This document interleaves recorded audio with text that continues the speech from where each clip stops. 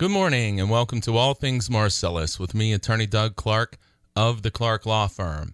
I am located at 1563 Main Street in Peckville, Pennsylvania, and I'm here every Sunday from 8 to 9 a.m. on this station to bring you, the Pennsylvania landowner, the information that you need regarding oil and gas development. Okay, feeling good today. I gotta be honest, I'm feeling good today. I don't know why. Sometimes you wake up, you got an extra bounce in your step, and today, thankfully, is one of those days. I wish I had more, but I have enough. So I'm pretty excited. Got some energy. Let's have some fun. Let me first say, again, this is All Things Marcellus, and this is Attorney Doug Clark. And I'm going to start with my fun day and say I do not, have not, and will not represent oil and gas companies. I will have and do represent Pennsylvania landowners and royalty owners for such items as gas leasing, gas lease reviews and consultations. Going to talk a little bit about that today. Also, any unitization, royalty issues, doing more with estate planning, unitization issues, and of course, pipelines, whether they be FERC pipelines. There's a lot of active projects. I have clients across the state with these FERC pipelines, but then also, of course, regular pipelines. We've now easily exceeded working on pipeline agreements with over 60 different companies in Pennsylvania. And the point there, I say that because it gives you an idea of the experience and the background that we can draw from to maximize your current offer, to make sure that you're not getting a bad offer, to make sure that you're getting market price or better, to make sure that we're maximizing the added terms that we can add to any agreement, pipeline agreements, but any agreement, and making sure that we're limiting future flexibility by the company. This is critical. So we're using that background and history and information to make sure that every client we have, every landowner we get, and we fight and we work to get you the best contract for the highest compensation, the highest damages, and the best language that we can get. And just quickly, anything natural gas, anything, roadways, compressor sites, meter sites, anything. So if you're presented with any contract, any agreement, have any issues, feel you have a claim, reach out to us. Love to hear from you. You can call, again, the Clark Law Firm, 570-307-0702. Remember, we're here every week, and you can also go to pagasleaseattorney.com, pipelineattorney.com. Listen to today's show. It'll be up and available Monday morning. I have been doing the show since August of 2010, and we're not stopping. It's funny. I have so many things I want to talk about today. So look, we got that out of the way. You got that introduction out of the way. Let's have some fun.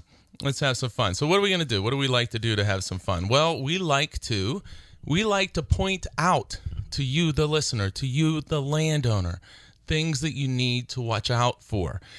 What's happening out there? Is it happening to you? Is it an example? So when you hear it, you say, well, this isn't happening to me, but boy, it's happening to somebody else. So maybe I need to be more alert, more on alert to make sure that I'm not simply relying on the company landman because, of course, they work for the company, not you, the landowner. That is a catchphrase. That's what we're going to say. That's what we need everyone to understand. Hey, look, they have a job. They're out there working. Great. Very much for that. But we also, we need to recognize they have a job working for their client, their employer. We have a job to protect ourselves, to protect you. You have a job to protect yourself, your property, future generations. You need to, because the companies are going to maximize the contracts to their benefit. They're going to maximize the contracts for their benefit. You need to maximize the contract for your benefit, the best you can do. And when you're operating in a small window, meaning that you're having only this individual experience with a landman or landman, or you had experiences with other landmen in the past, in your situation, that's still a limited experience. And even if you're talking to your neighbors and you're hearing about their experiences, or you're talking to other friends, relatives, that's good. That's additional experiences that you can draw from. I say, though, in talking about what we do, it happens all the time. We're looking at the experience of every single client that we've ever had, every landowner. We're looking at people who maybe overplayed their leverage, maybe people who underplayed their leverage that could have received a lot more compensation. Now, let me explain. If we're representing them, if I'm representing them, we're going to do everything we can to make sure that doesn't happen. But I'm talking about time and time and time again. People come in after they sign agreements. People call. We do consultations, all these telephone consultations all across Pennsylvania, people living everywhere. Don't be afraid of distance. Call, learn about what we do, and see if a review and consultation is right for you. Because time and time again, people are just signing these agreements, then come to us. Then, it's never too late to realize, hey, maybe I should get some help, or, hey, maybe I made a mistake. Let's not repeat mistakes. So when you call then and we talk about, okay, here's what's going on here, and we talk about what happened last time, and then we learn from that. We learn from that in your individual case, but we learn from that in the broader picture that we can then help educate, inform other landowners. You're listening to All Things Marcellus with me, Attorney Doug Clark of the Clark Law Firm. I'm here with you every Sunday from 8 to 9 a.m. on this station. Okay, I promised some fun, so let's have a little bit of fun. Hopefully you find it fun. I do. I find it fun or entertaining for me. So, okay, I'm gonna do some quotes. Quotes, a couple maybe paraphrase, but some quotes from landmen in communication with clients, landowners who have provided me information. Here's a nice little intro. I enjoyed our conversation. It is a real pleasure to speak with someone who is both intelligent and knowledgeable. I do mean that. If I didn't, I wouldn't comment at all. That sounds like a really nice guy. Then he goes on. He talks about when he's, again, attempting to explain, we'll be real diplomatic, attempting to explain to a landowner why they should sign, in this case, a 12.5% state law minimum royalty, says, I have to keep reminding myself that the whole purpose of leasing is to get involved in a producing well and not just get the signing bonus. Well, here's something interesting. We have property in Wayne County, and we entered into a gas lease several years ago, and we received a bonus payment. Now that lease has expired. There's been no production. There's been no development. And it's anticipated in this area that there won't be certainly anytime soon or maybe ever. But that bonus check was very nice. Hey, that's what they talk. There's, free money, so to speak. But no, that was really nice. So under this argument, if I said, I don't really want bonus, I'm going to get into a producing well, let me sign a lease, well, you wouldn't have anything.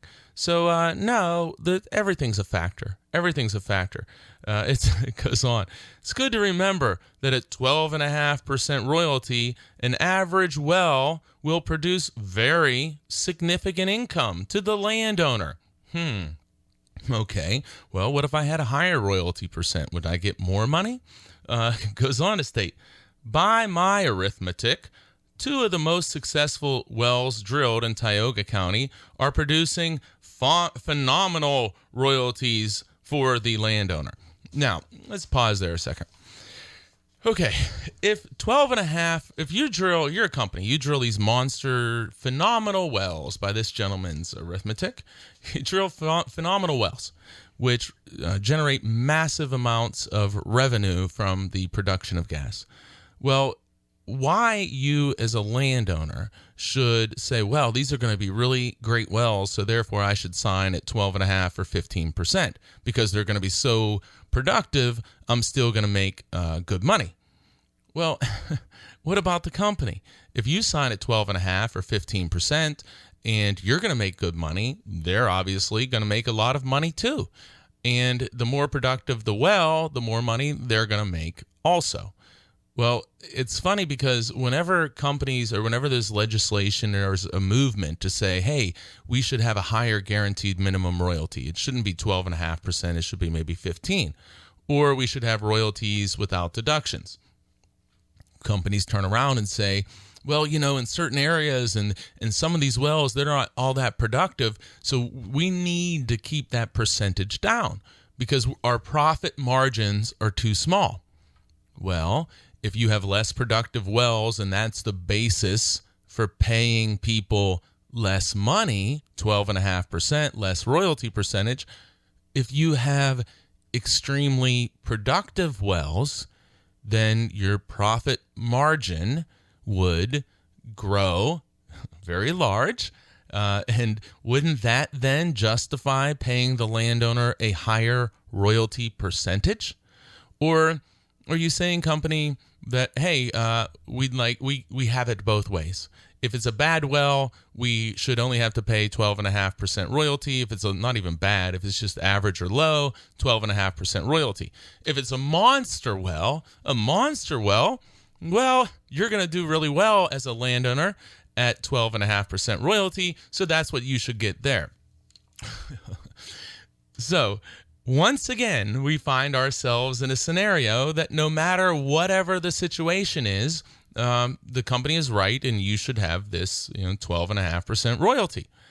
That's a pretty common type situation. Okay, gas prices. Gas prices are low. Therefore, we don't have any money and you should take less bonus. You should take less royalty percentage. One question is, well, okay, I don't know why I should maybe do this right now, but maybe I should. This isn't advice or anyone. This is just examples. So gas prices are low, then we want you to sign a really bad lease, at least compared to other leases. Well, what's going to happen when gas prices go up? Well, geez, landowner, we're making a lot of money now because gas prices are higher, so let's give you a lot more of a bonus, or let's give you a much higher royalty percentage. Well, are they going to say that, or are they going to say, well, hey, at higher gas prices, you can get lower royalty percent and still do very well because the gas prices are higher? So, look, the companies are going to use a self-serving argument, whatever the case may be. And that's okay, because never forget, negotiation of a gas lease, negotiation of a pipeline agreement, and the negotiation of any agreement, roadway, meter, compressor, any agreement, that process is adversarial. Adversarial. We have an interest on our end to do as well as we can. They have an interest on their end to do as well as they can.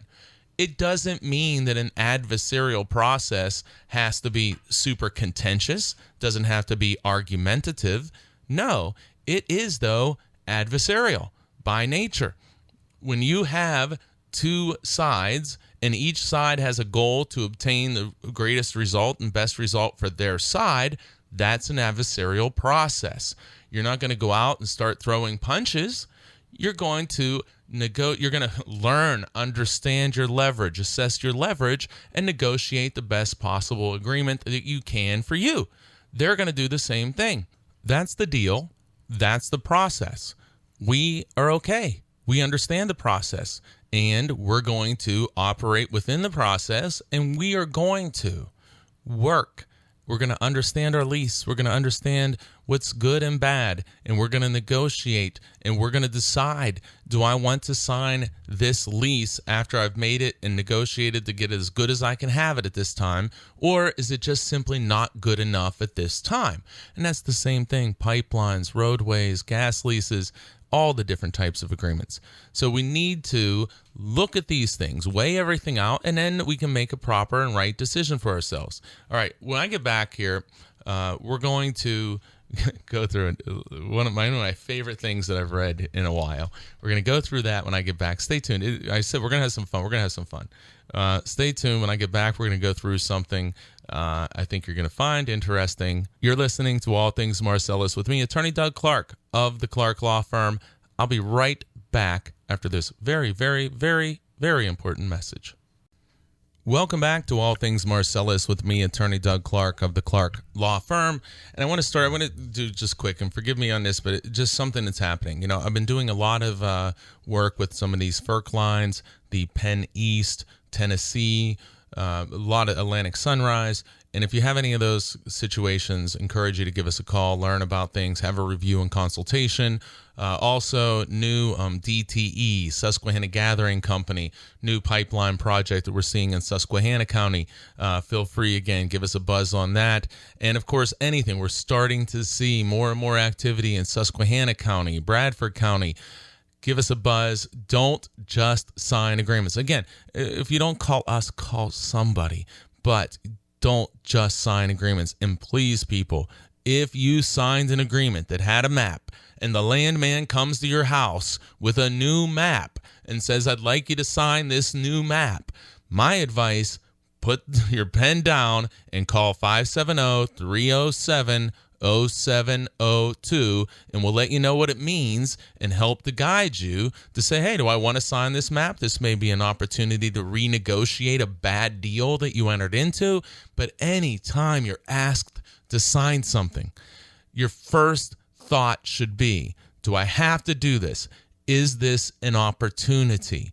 Don't just sign documents. These are powerful legal documents. Don't just sign. If you don't call me, please call someone who knows what they're doing. You can call us, 570-307-0702. But I'm telling you, if you don't call us, call someone. Call someone before you sign. Okay, so I said we're going to have a little bit of, for me, fun anyway. So here's some other landmen statements. These are some great hits. And this just happens to be Tioga County, but hey, this could be in any county, but it happens to be Tioga. And here, I talk about there's a group of people in Tioga County facing a lot of people with this ominous deadline of December 31st, 2016. We'll see what happens on January 1, 2017, see if the world changes or not. But deadlines, listen, not advice for anyone. My advice is call someone, call us, get a review and consultation, make an informed decision. I don't tell people sign or don't sign. Extremely rare that I would ever make that type of statement. Sometimes when it's unbelievably obvious, but I try to give you the tools and information to guide you, to give you to allow you to make the best decision for yourself. That's our goal. But December 31st deadline of this year. Couple things. Again, not specific advice. I spoke to a client yesterday, actually, and he had said, you were right about a year and a half ago, or a year and a half about. He had an offer from a company. Yeah, look, let's call it. Offer was $1,000, 12.5%, full deductions, 10-year lease. My opinion, a terrible offer for many different reasons. Terrible offer. Terrible leasing offer. We're not even going to get into the language. Terrible leasing offer.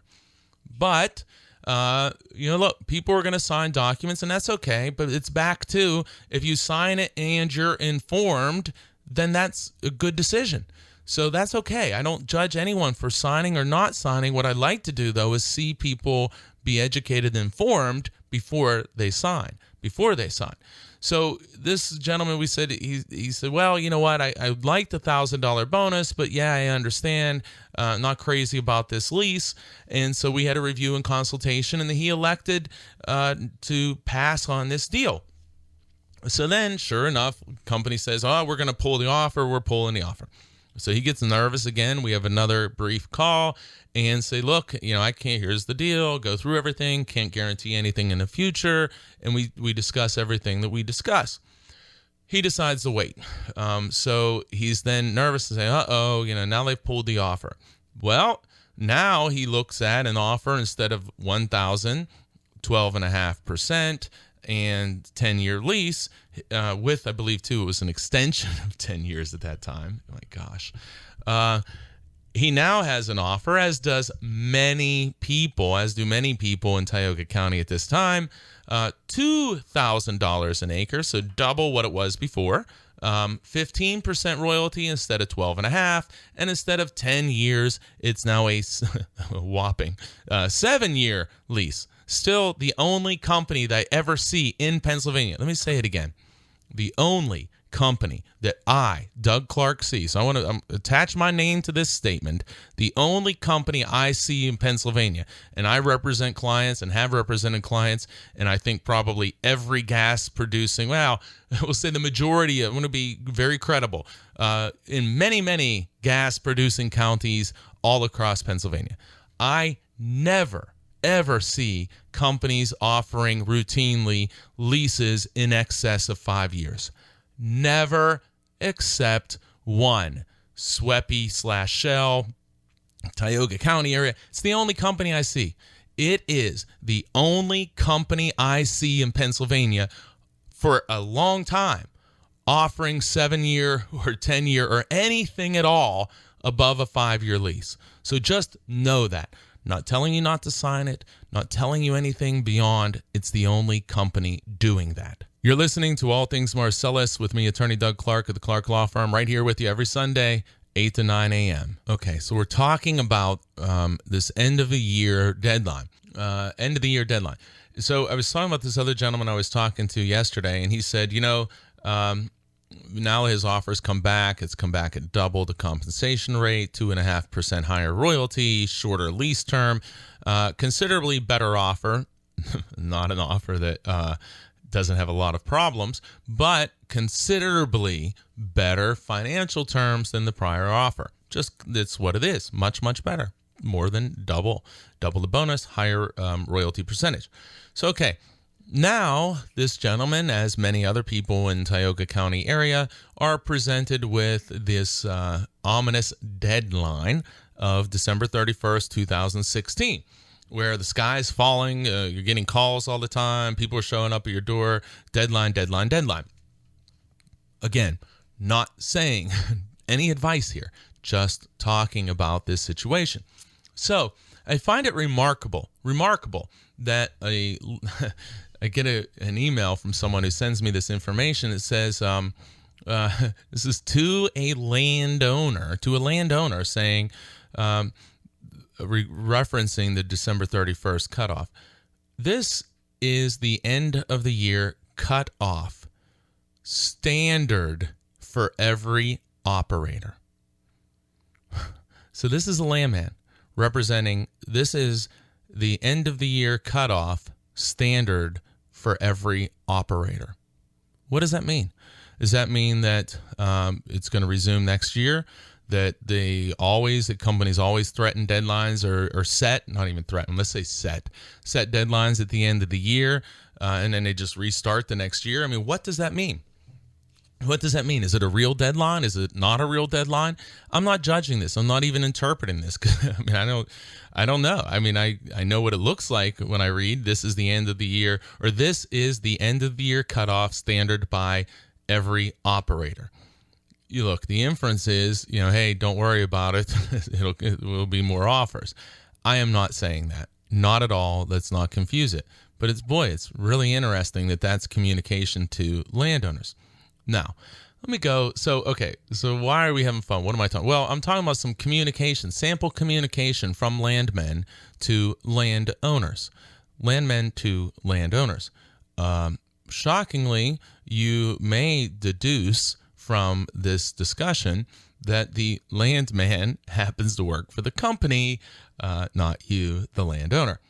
So in this case, this is pluck some things out here, just funny stuff for me. So it sets forth this offer in this case of, I'm not going to say the offer exactly, but it sets forth the offer, and then it states that the offer is $250 higher than any non-surface lease ever. This is not me making this up. $250 higher than any non-surface lease ever, which I'm going to tell you, this is me breaking away, absolutely untrue. totally untrue. Not even closely related to being true. But that's what's being presented to the landowner. Higher than any non-surface lease ever. How do I know it's true? Well, look, I know it's true from many examples, but coincidentally, I just talked to a landowner this week with a $2,000 non-surface lease offer, which is higher than what this gentleman has offered. So just totally not true. And that's just one example. I could give example after example. But anyway, even something I like better than this. Well, no, I don't like that. I mean, that just actually really disturbs me. But the next clause says that this $250 that claiming to be higher than what anyone's getting, or for this type of lease, then it says that argues that the $250 covers for the no deductions clause. So the argument being, oh, hey, we're going to give you $250, landowner, because the landowner has some information, says, hey, and is very smart, I would like to have royalties without deductions. Oh, we don't do that. Okay. I'd like to have a royalty without deductions. So, well, no, here's what we'll do. We're going to supposedly give you $250 extra dollars, and that will cover for us taking deductions for the lifetime of your lease. So for the next, 30, 50, or more years. Because remember, if you're in an area like Tioga County, you may see the Marcellus be developed and the Utica be developed. You may see 10 wells, 12 wells in the Marcellus, then another 10 or 12 in the Utica. All of those royalties would be paid if you sign a lease with deductions. All of those royalties would have deductions taken. So a mere $250, let's say that this is a 50-acre parcel, nice size parcel. Well, that's $12,500. So if we give you, if this were true, and we gave you an extra $250 than other people are getting for this type of lease, and then we would be giving you an extra $12,500, and that's going to covers, not partially covers for no deductions clause. Well, let's just go sample royalty check. Now this is a big deduction check, but the truth is this is one that I received this week that I looked at and was like, wow, this is pretty remarkable. So remember, this guy says, hey, if we give you $250 per acre, that's going to cover for no deductions clause. Well, if you had 50 acres, that would be $12,500 that you'd get extra, if that were true, that you were getting $250 extra. But, so here's a royalty check. For production from September 2016, the gross, meaning the royalties before deductions on this single check, is $3,544. $3,544. $3,544. What the check amount for net after deductions. Now, again, I am not saying this is all the time, but I am giving an example, a real example. It's a huge margin, but it's a real example. And this is part of things we discuss in reviews and consultations. But the point is this occurs. Not saying it will occur to you, but this occurs. So, gross, before deductions, $3,544.96.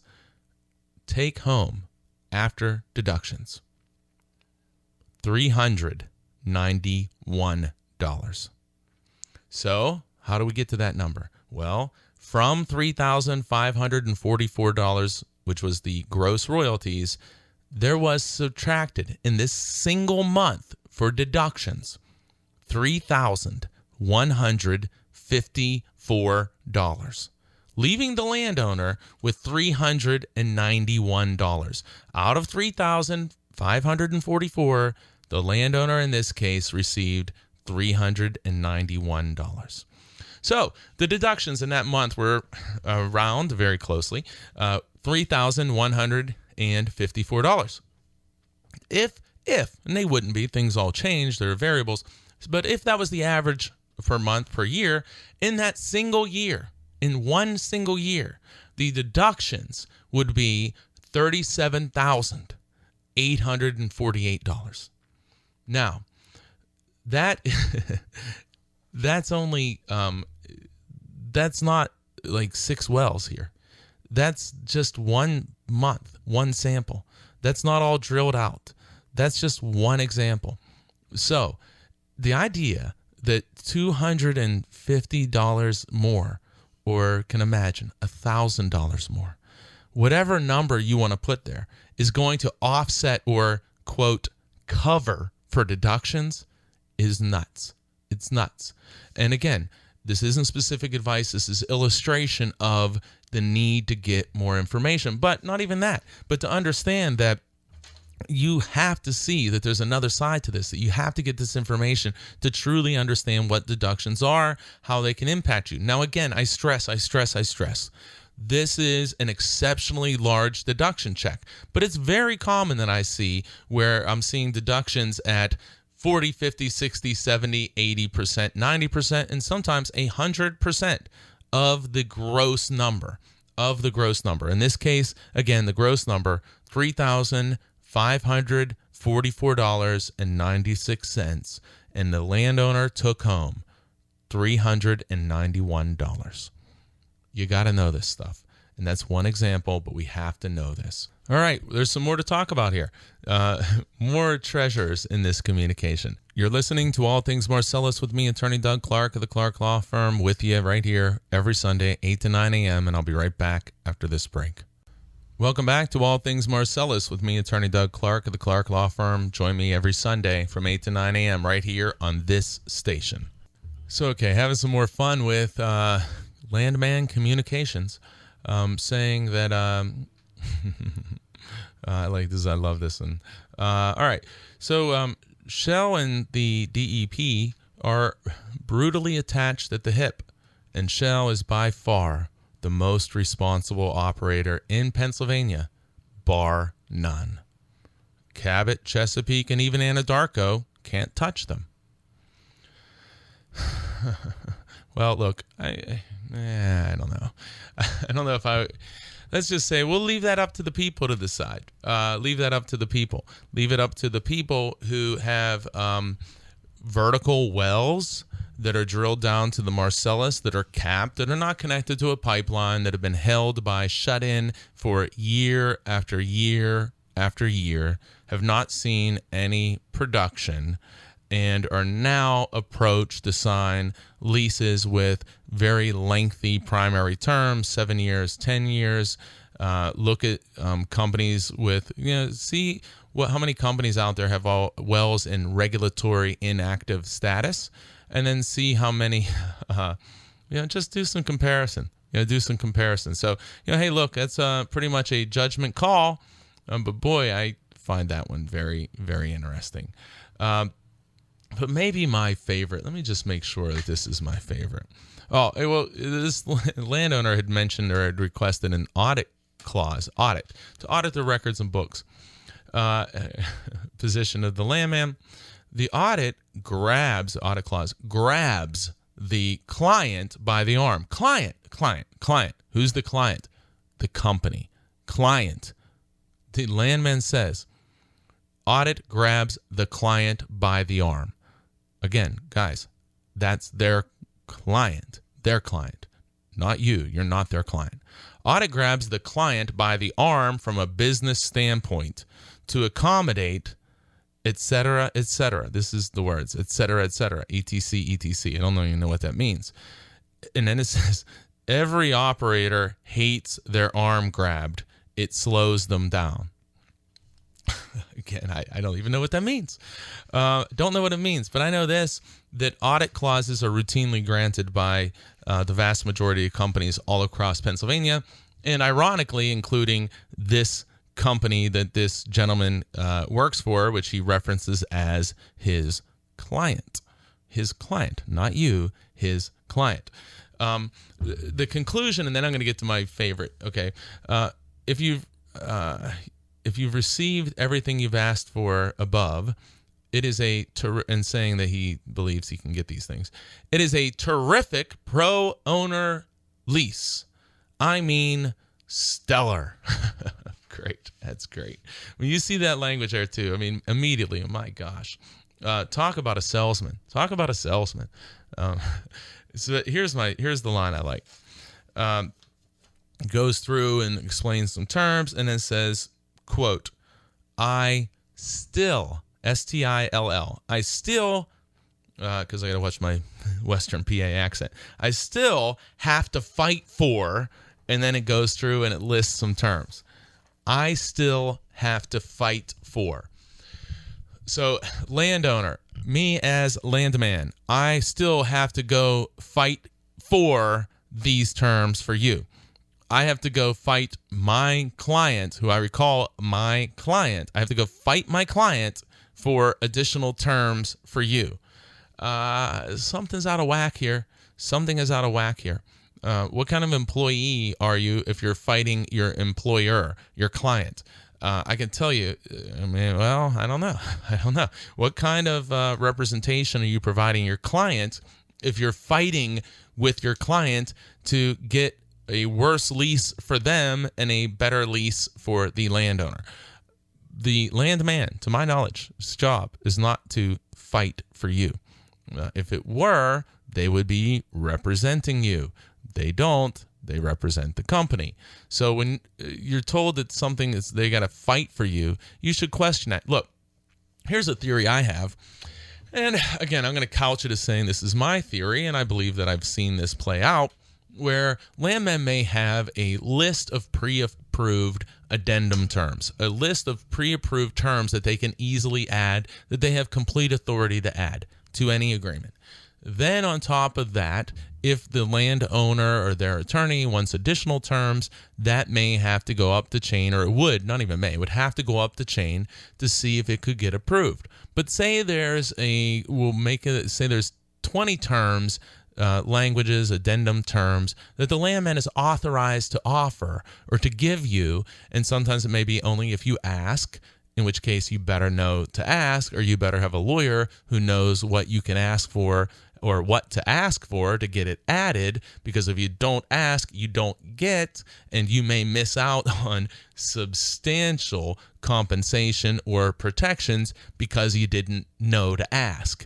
And you're dealing with a landman representing a company who's not authorized to tell you you should ask for this.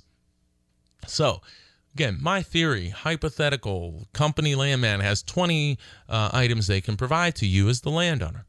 So you say, for example, okay, I'd like to have an audit clause.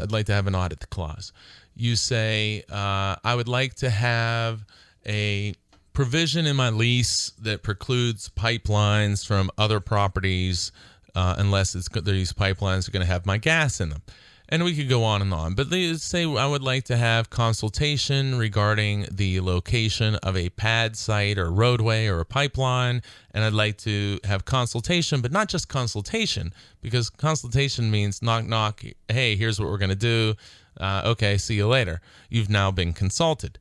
No, we want to say, no, we have the ability to have consent where we would have to sign off on the location for any surface type of activities. Now, so let's say you're going to ask for these 3 somewhat basic terms, and you're going to ask for those. And lo and behold, the company landman, who knows what 20 terms in my hypothetical situation they are able to offer, says, I'm going to have to really go fight for those. I don't know. I still, my buddy, I still have to fight for audit, location consultation, or pipeline provision. I still have to fight for that. Well, meanwhile, let's say again, hypothetically, in their back pocket is a list of 20 addendum terms that they can offer upon being asked. They have complete total control to offer them. And say in their back pocket in those terms that they can offer are exactly the 3 terms that you requested: an audit provision, a location consultation, not to be unreasonably withheld with consent, and a pipeline restriction provision. Just an example. but there's maybe 17 others in their pocket, but those 3 are in their pocket that they can give you. But they say, because they're smart, it's not their first rodeo. They say, hey, I'm going to have to go fight for these. Then they go, my hypothetical, pretend to fight because they already have permission, then come back to you and say, oh, hey, great news. I was able to get the company to agree to those 3 items: audit, location, consultation with consent, and pipelines. I was able to get the company to agree to those. I went to bat and really, really fought for you. Well, again, my hypothetical, those 3 provisions were allowed to be authorized immediately the second you asked for them. And there are 17 other provisions in the back pocket that you didn't ask for that you could have if you asked for them. So now you say, wow, this guy or girl really fought for me. Yeah, look, when you have a landman say, I'm really not pro company, I'm real pro landowner, that makes me insane. Then go get a job working for the landowner, not the company. If that's the case, go work for the landowner, not the company. Because you're unethical then, because your job is to represent your client. So you better be representing your client. That's your job. And we understand that, and we appreciate that. So, okay, what's the moral here? What do we learn from this? Well, we learn, hopefully, that you better be talking to somebody who understands this process of my hypothetical and make sure that you're getting covered. That you talk to somebody, if there are 20 terms in this back pocket that you're able to get, you better talk to somebody who knows what those 20 terms are so that you can get them to have a better lease. You need to talk to somebody who understands what else is available, but that's only part of the puzzle. You need to talk to somebody that understands what's the good and bad in this offer. What do I need to know? What do I need to know? Landowners will say to me often, okay, what else do I need to know? I've read this. I understand. I think I understand a lot of it. Mostly, there's always stuff out there that people don't understand. But they say, what else do I need to know? And that's what we're going to tell you. That's what I'm going to tell you. What else you need to know to make the right decision. I want to stress that I have clients. These clients sign agreements all the time. It's not about not signing agreements. It's about being informed and then electing, do I want to sign agreements or not? Or do I want to negotiate for more money? You have to have that information from your side, not from the agent, employee of the company. You're listening to All Things Marcellus with me, Attorney Doug Clark of the Clark Law Firm. Remember, I'm here with you every Sunday, 8 to 9 a.m. on this station, and I'll be back after this break. Welcome back to All Things Marcellus with me, Attorney Doug Clark of the Clark Law Firm. Remind everybody again, hey, look, check out, I've been doing a radio show since August of 2010. Really encourage you to go to the websites. We post each week's show up on Monday morning. You can go to either pagasleaseattorney.com or pipelineattorney.com. You can check out prior radio shows, hours upon hours available. Again, today's show will be up Monday morning. Also, you don't have to go just to look for shows. You can go and get the information from the website. There's a lot of great quality information for you, the landowner, on the websites. If you're not looking for representation, that's fine. Go and use the websites as a resource. They are there as a resource for you, completely free. The radio show, completely free, resource for you. But when it comes time to make decisions, when it comes time to put pen to paper, if it's not me, make sure it is somebody that you are consulting with, that you have spoken to, that you have communicated with to find out what you need to know before signing that document. Because the company's not going to tell you. And as we see more and more, we're starting to see getting more and more calls. We see where things are ramping up, more and more activity in Susquehanna County, a bunch more activity planned that we anticipate seeing and plan and already starting to see in 2017. Pipeline projects, gas drilling, well pad agreements. Anytime you have to sign, you're asked to sign a contract, get assistance before signing. One of the reasons why I talk so much about these reviews and consultations, it's an excellent opportunity to just spend an hour or two and get a basic understanding, and well, frankly, a fairly detailed understanding, I believe, in what you need to know and what your options are, and then how to proceed forward. Sometimes after a review and consultation, we'll then move and we'll go ahead and represent a person, or I will, for negotiation. Sometimes no, but we need to at least have that basic understanding. You do. And I just think these reviews and consultations have been so valuable. So I really encourage everybody, call the office if you're presented with any document for whatever type of representation. But even if you just want a review and consultation, give us a call, 570-307-0702, 570-307-0702. We're seeing so much more happening now in northeastern part of the state. It's really starting to come alive. So let's make sure we don't repeat mistakes that were made in the past, that we're getting the best information that we can, that we're making informed and intelligent decisions. The days of like this open leasing where you go on the internet and you just try to grab terms and present them to the company, they're gone. You need now specific information about development, production, market, your region to make the right decision. And you can't get that online. You just can't. You're listening to All Things Marcellus with me, Attorney Doug Clark of the Clark Law Firm. Again, you can reach out to us anytime, 570-307-0702, and join me here every Sunday, 8 to 9 a.m. Okay, let's jump right into it here. So another thing that I want to talk about, we don't have a lot of time this segment, but something that I talked about recently, and I am going to talk about this more. If you're listening and you have a pen and paper, or you have a way to take a note down, write down these words: oil and gas conservation law. Oil and gas conservation law. Nobody's talking about it. I am, but nobody's talking about it, and certainly the companies aren't. Companies do not want you to know about the oil and gas conservation law and how it applies to the Utica Shale formation. They don't want you to know because you probably have more leverage than you know about. And I've yet to speak to a landowner who knows about the oil and gas conservation law. And here's something funny. You want to have some fun? Landman comes out to the house and say, I think you guys may be looking to develop Utica in this area. Can you tell me how the oil and gas conservation law may apply to the Utica formation compared to the laws that apply to the Marcellus formation? And see what that response is going to be.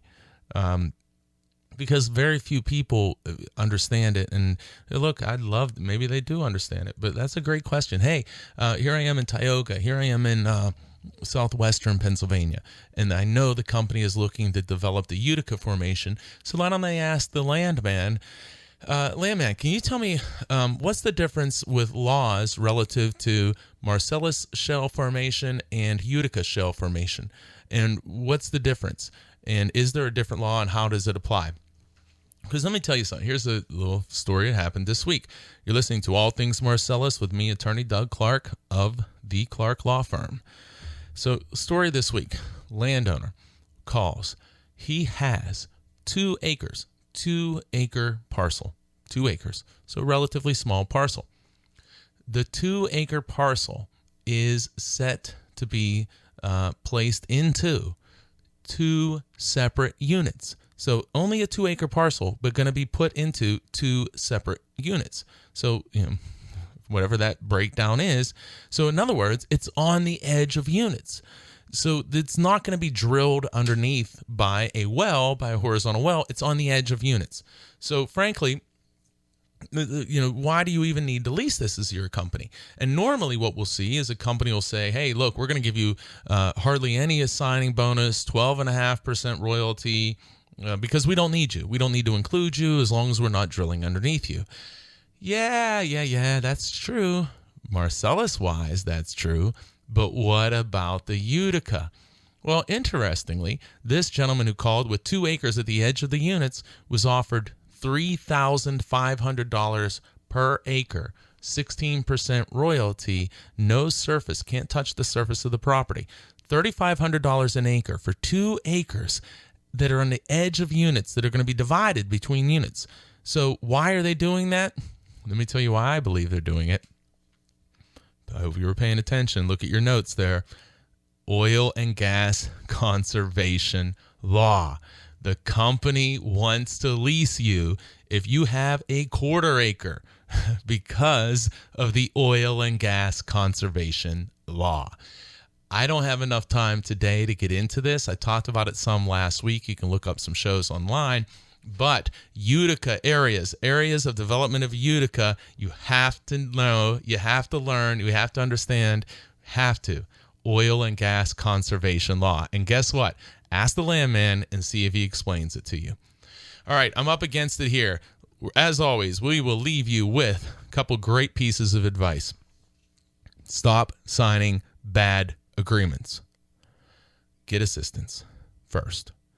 And remember, the landman works for the oil and gas company, not you, the land owner. Have a wonderful, wonderful week, everyone. I'll be back next week.